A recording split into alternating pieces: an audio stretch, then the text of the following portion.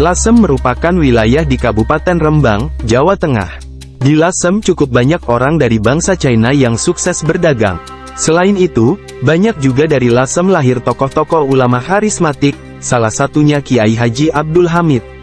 Kiai Haji Abdul Hamid atau lebih dikenal Mbah Hamid lahir pada tahun 1333 Hijriyah, di Desa Sumber Girang, Lasem, Rembang, Jawa Tengah. Ayahnya bernama Abdullah bin Umar, seorang tokoh Islam yang rajin dan taat beragama. Sedangkan ibunya bernama Raihanah, putri dari Kiai Sidik.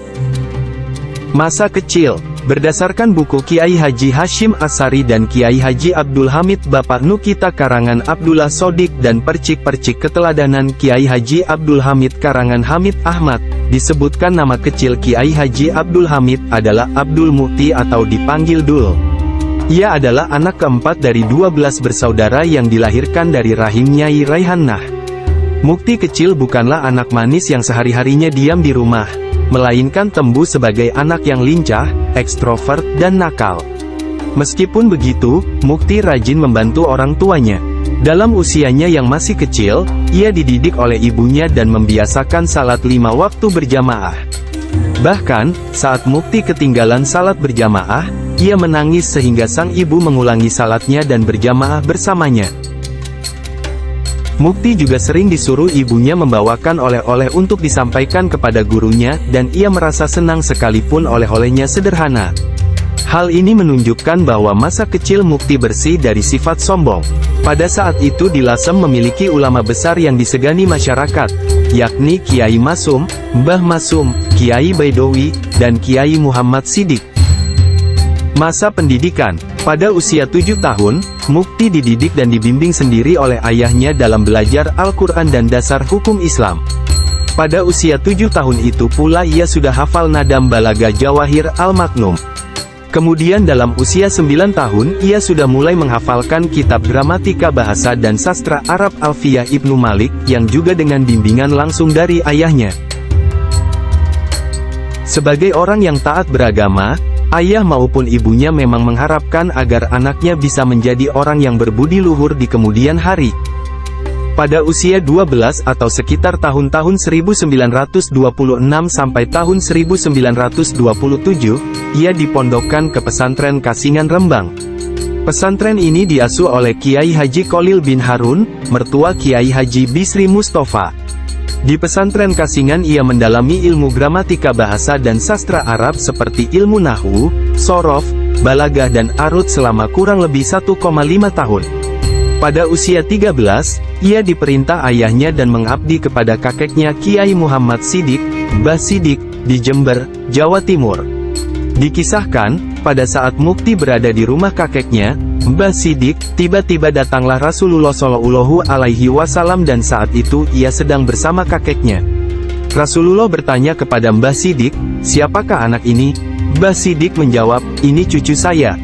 Kira-kira 2 tahun kemudian, Rasulullah datang kembali dan berpesan kepada Mbah Sidik supaya cucunya yang bernama Abdul Hamid diajak pergi haji. Kala itu, Abdul Hamid berusia 15 tahun, diajak Mbah Sidik menunaikan ibadah haji.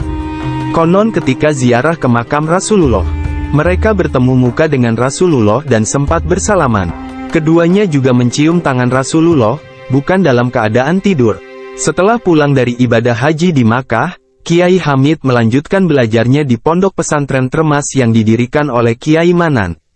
Pada saat itu pesantren Termas diasuh oleh Kiai Dimyati bin Abdullah bin Manan. Mula-mula pada saat di pondok Termas Kiai Hamid hidup prihatin karena kiriman ayahnya hanya cukup untuk makan nasi tiwul.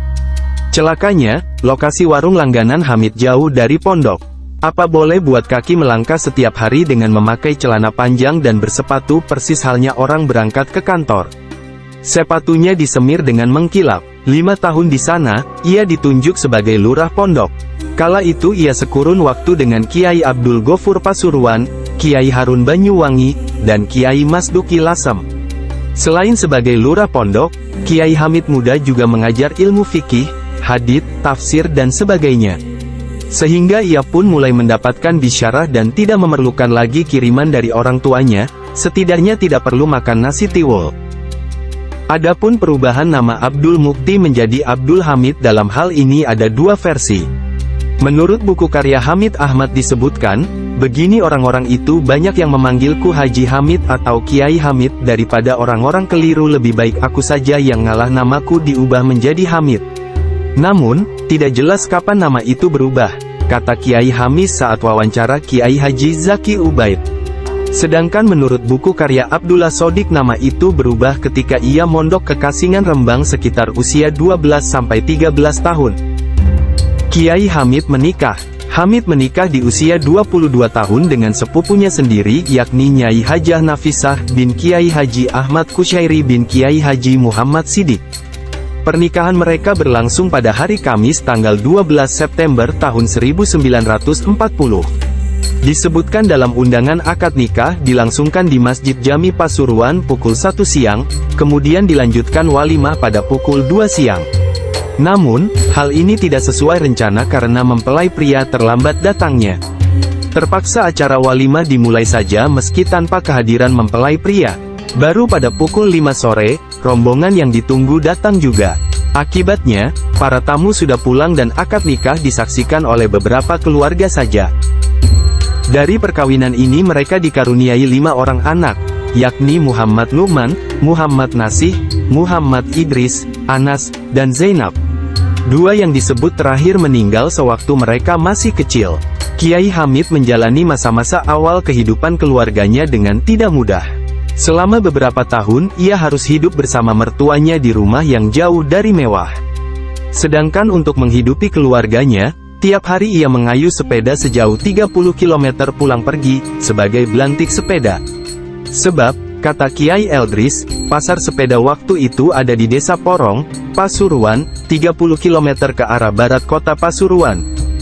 Kendati demikian tidak pernah sekalipun terdengar keluhan darinya. Bahkan ia sedemikian rupa dapat menutupinya sehingga, tak ada orang lain yang mengetahui.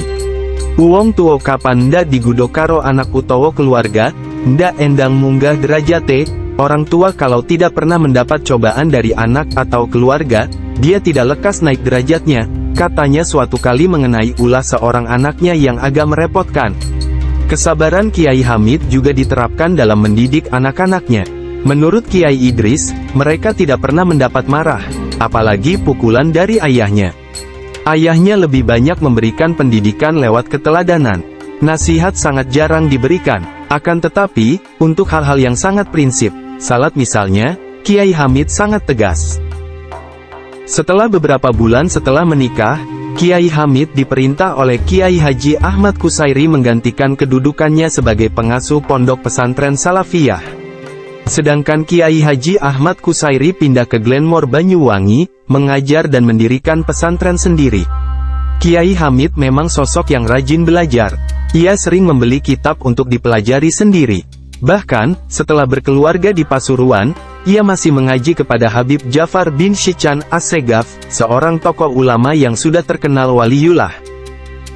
Menurut beberapa riwayat, sewaktu berada di Pasuruan Kiai Hamid mempunyai rutinan yakni setiap sore menghadiri pertemuan pengajian dengan metode muzakarah yang diselenggarakan oleh Habib Ja'far bin Syichan pukul 16.30 sampai 19.30 WIB. Dalam pengajian tersebut dihadiri oleh para ulama yang spesifik membahas diniyah ini, dipergunakan kitab Ihya Ulumuddin karya Imam Ghazali. Dalam hal ini Kiai Hamid sering ditunjuk oleh Habib Ja'far sebagai juru bicara untuk menyampaikan kesimpulan aplikasi masalah dari beberapa poin kalimat. Berkat kumpul dengan para ulama terutama Habib Ja'far kewalian Kiai Hamid mulai tampak, meskipun sebelum bertemu Habib Ja'far kewalian Kiai Hamid sudah ada. Diceritakan bahwanya Kiai Haji Abdul Hamid pergi ke Baghdad setiap tahun. Bermula dari kisah yang dialami langsung oleh Kiai Masyudi, Sanan Kulon, Blitar, yang diceritakan sekitar tahun 2007 hingga 2008 sebelum wafat. Sebelumnya kisah ini tidak pernah diceritakan ke siapapun, hal itu atas permintaan Kiai Hamid sendiri ketika masih hidup. Al-Kisah, di awal tahun 80-an Kiai Masyudi melaksanakan ibadah haji, pada saat salat Jumat di Masjidil Haram. Tanpa sengaja berkenalan dengan seorang syekh dari Baghdad yang bernama Syekh Hasan. Mengingat keduanya memang alim dan fasih, Perkenalan berbincangan menjadi akrab diliputi kehangatan dalam bahasa Arab. Kejanggalan terjadi saat Kiai Masyudi mengenalkan bahwa dirinya berasal dari Jawa Timur. Syekh Hasan bertanya yang jika di Indonesia kan kurang lebih begini, apakah Anda kenal dengan Kiai Abdul Hamid Pasuruan? Kiai Masyudi agak kaget dan balik bertanya, beliau itu guru kami yang masyhur kealimannya. Ya Syekh Hasan, dari mana Anda mengenal Kiai Hamid? Ternyata jawaban Syekh Hasan lebih mengagetkan lagi, yang intinya bahwa ia kenal baik dengan Kiai Abdul Hamid Pasuruan, sebab sang Kiai selalu hadir pada acara Hail Syekh Abdul Qadir Jailani di Baghdad. Tidak hanya itu, saat di Baghdad Kiai Hamid selalu bermalam di rumah Syekh Hasan ini rutin setiap tahun. Singkat cerita, selepas salat Jumat sebelum keduanya berpisah, Syekh Hasan mengakhiri percakapannya dengan menitipkan salam kepada Kiai Hamid, yang intinya Syekh Hasan menunggu kedatangan Kiai Hamid pada Hail Syekh Abdul Qadir tahun depan di rumahnya di Baghdad. Sesampainya di tanah air, karena amanah titipan salam Syekh Hasan, Kiai Masyudi sowan langsung kepada Kiai Hamid. Baru sampai di depan rumah, sang tuan rumah langsung keluar mempersilakan Kiai Masyudi masuk, seolah sudah tahu maksud kedatangan tamunya. Bahkan Kiai Hamid mendahului menyapa dengan berbisik ke telinga Kiai Masyudi, "Nak Masyudi, jangan cerita ke siapa-siapa ya kalau bertemu Syekh Hasan. Salam sudah saya terima, mohon jangan cerita siapa-siapa." Setelah Kiai Hamid wafat, Kiai Masyudi menyampaikan kisah ini kepada salah satu menantu Kiai Idris, putra Kiai Hamid, agar menanyakan langsung ke Kiai Idris Hamid, apakah dahulu abahnya setiap tahun selalu pergi ke Baghdad. Namun putra Kiai Hamid itu menjelaskan, bahwa abahnya belum pernah pergi jauh kemana-mana, kecuali pada saat melaksanakan haji. Subhanallah, karamahnya para wali. Memang, dalam buku Ziarah Wali Kiai Hamid Pasuruan dan Tradisi Islam Nusantara karangan Dr. Badruddin, M.H. diceritakan karamah Mbah Hamid weruh sakdurunge winarah, tahu sebelum kejadian. Diceritakan, suatu ketika ada seorang tamu dari luar kota sowan kepada Kiai Hamid. Seperti biasa para tamu memberikan amplop atau uang kepada Kiai Hamid sebagai bentuk penghormatan atau dikenal dengan istilah, salam templek.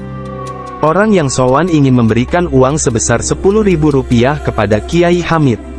Namun, karena terburu-buru, dia belum sempat menukarkan uang sehingga masuk ke dalam Kiai Hamid dia mempunyai selembar uang Rp10.000. Rencananya uang Rp10.000 diberikan kepada Kiai Hamid, dan sisanya dibuat ongkos pulang ke daerahnya. Dia mencoba menukarkan uang kepada para tamu di sampingnya, tetapi para tamu tidak ada yang mempunyai uang pecahan Rp10.000. Tiba-tiba Kiai Hamid keluar untuk menemui para tamu, termasuk orang tadi. Semua tamu bergegas sowan dan duduk di depan Kiai Hamid. Setelah selesai semua tamu berpamitan kepada Kiai Hamid, termasuk orang itu. Mungkin karena orang itu gugup selembar uang Rp20.000 langsung diberikan kepada Kiai Hamid. Sebelum orang itu berpaling Kiai Hamid merogoh sakunya, lalu mengatakan kepada orang tersebut, ini kembaliannya Rp10.000. Orang tersebut pun langsung bengong. Umat menangis. Dalam buku Percik-Percik Kiai Haji Abdul Hamid karangan Hamid Ahmad, juga disebutkan Mbah Hamid wafat pada hari Sabtu tanggal 25 Desember tahun 1982, tepat pada pukul 3 pagi atau dini hari. Ia mengembuskan napas terakhirnya pada usia 70 tahun dalam hitungan Hijriah. Seorang tokoh besar, tokoh panutan meninggalkan umatnya. Innalillahi wa inna ilaihi rajiun. Kabar pun segera menyebar lewat radio, dari mulut ke mulut, dan dari telepon ke telepon. Kala itu umat datang berbondong-bondong untuk melayat ke rumah duka sejak pagi. Mereka berasal dari berbagai penjuru. Umumnya seperti tidak percaya Kiai Hamid wafat. Melihat banyaknya pelayat keluarga tidak mau mengambil risiko, khawatir keranda rusak karena bakal jadi rebutan pelayat. Menjelang asyar keranda dibawa ke masjid. Keranda itu berjalan dari satu tangan ke tangan yang lainnya karena saking padatnya pelayat, sehingga tidak bisa berjalan. Terjadilah tarik-menarik keranda yang hendak keluar lewat gerbang barat atau timur. Konon, dari rumah ke masjid dibutuhkan waktu hingga 2 jam. Dilaporkan jamaah yang menyalati melebar tidak hanya sampai masjid dan alun-alun, tetapi terus ke timur hingga perempatan PLN sekitar 100 meter, dan memenuhi jalan niaga hingga ke ujung utara dan ruas-ruas jalan Nusantara sepanjang 1 km. Kiai Haji Ali Masum bertindak sebagai imam salat. Setelah salat asar, Kiai Hamid disemayamkan di kompleks makam sebelah barat Masjid Jami Al-Anwar Pasuruan. Posisi makamnya di antara makam Habib Jafar bin Syichan As-Segaf, guru, Kiai Haji Ahmad Kusyairi, mertua, dan Kiai Haji Ahmad Sahal, ipar. Dalam buku Ziarah Wali Kiai Hamid Pasuruan dan Tradisi Islam Nusantara karangan Dr. Badruddin M.Hay disebutkan bahwanya keberadaan makam Kiai Hamid membawa berkah terhadap kemakmuran masjid dan pedagang di sekitar makam. Setiap hari makam Kiai Hamid tidak pernah sepi dari peziarah lokal atau luar kota. Pada umumnya para peziarah Wali Songo Jawa Timur, Jawa Tengah, dan Jawa Barat tidak pernah melewatkan kesempatan untuk ziarah ke makam Kiai Haji Abdul Hamid. Tidak cuma itu, semenjak ada makam Kiai Haji Abdul Hamid setiap malam Jumat Legi kawasan sekitar masjid dan alun-alun kota Pasuruan menjadi ramai. Demikian kisah hidup dan karomah Kiai Hamid Pasuruan, semoga bermanfaat untuk kita semua. Keteladanan hidup Kiai Hamid sangat mengesankan di hati santri dan masyarakat. Sebagian merasakan secara nyata atas karomah Kiai Hamid, bahkan tidak sedikit kiai dan habaib memberikan kesaksian langsung. Semasa hidupnya, Kiai Hamid Pasuruan selalu jadi rujukan umat atas berbagai persoalan, bahkan persoalan dililit hutang sekalipun.